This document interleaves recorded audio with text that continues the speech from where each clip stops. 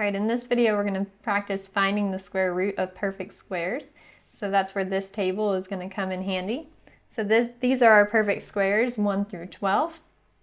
And we'll also do some that are a little bit greater than 12.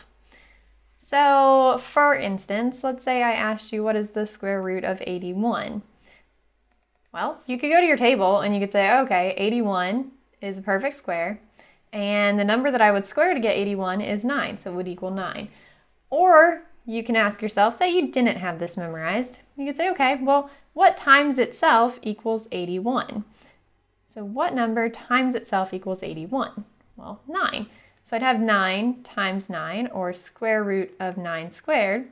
Again, a square root and a square cancel each other out, and I'm just left with 9. So the square root of 81 is 9. So go ahead and try this one on your own. Square root of 36. If you need to, go ahead and pause the video and try to figure out what is the square root of 36, or what number times itself equals 36. Okay, I assume you paused the video and did it. So now we'd have square root of 6 times 6. 6 times itself equals 36. And that works out to just be 6. I skipped that step where I would rewrite it. So eventually you're going to get to the point where you can just look at this, square root of 36. Okay, that's 6, because 6 times 6. All right, let's say square root of 100. Well, that would be the square root of 10 squared. Square root, square cancel. I get 10. Now try 169. Uh-oh, that's not in our table, is it? Well, no. So we have two options. One, we can jump to our calculator, which is fine if you're allowed a calculator. If you're not allowed a calculator, though, let's think about it for a second. 169. That is not that much bigger than 144. So whatever number this wants us to find shouldn't be too much bigger than 12. Also, I see a 9 here, and I know that that is divisible by 3. This is guessing just to kind of narrow it down for myself. So in that case, I'm going to try 13.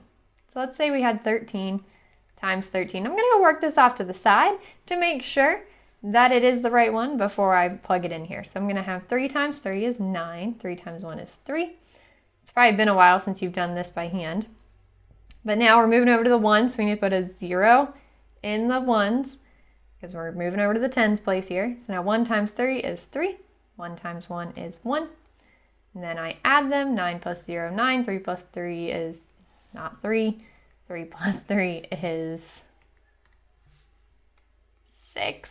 See, even I make mistakes. I had 3 on the brain. So I have 169. So indeed, this is 13 squared, and we get 13. So the square root of 169 is 13. All right, now go ahead and pause your video and try square root of 225. What number times itself equals 225? Again, not much bigger than 169. Squared numbers get big fast. Okay, so you might be tempted to use 25 because the 25 is here, but I'm going to tell you right now it's below 25. But do use that 5 as a guide. All right, so go ahead and pause it. All right, I'm going to assume you paused it. I said use that 5 as a guide because technically this would, well, actually not technically, this is divisible by 5. So I'm thinking of numbers that are a little bit bigger than 13 that end in 5. My first guess is 15. So I would try 15 times 15. So again, 5 times 5, 2, 75, 0, 5, 1. And if I add that up, I get 225. So this is indeed 15 squared. Square root of 15 squared is 15. All right, so in later videos, we're going to talk about how to simplify square roots. So we're going to be given things like the square root of 75. So 75 is not a perfect square, but we're going to talk about how to simplify a square root, kind of like simplifying fractions, which you've been doing for years now. We're going to be simplifying square roots, so that is going to be in the next video.